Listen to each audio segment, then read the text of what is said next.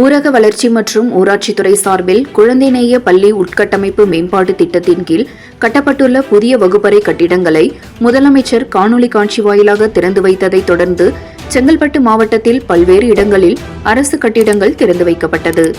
ஊரக வளர்ச்சி மற்றும் ஊராட்சித்துறை சார்பில் குழந்தைநேய பள்ளி உட்கட்டமைப்பு மேம்பாட்டு திட்டத்தின் கீழ் கட்டப்பட்டுள்ள புதிய வகுப்பறை கட்டிடங்களை முதலமைச்சர் காணொலி காட்சி வாயிலாக திறந்து வைத்ததைத் தொடர்ந்து செங்கல்பட்டு மாவட்டம் திருக்கழுக்குன்றம் ஒன்றியத்திற்கு உட்பட்ட வயலூர், பாண்டூர், வல்லிபுரம் போன்ற பகுதிகளில் பள்ளி வகுப்பறைகளை அந்தந்த பகுதி மக்கள் பிரதிநிதிகள், அரசு அலுவலர்கள் திறந்து வைத்தனர்.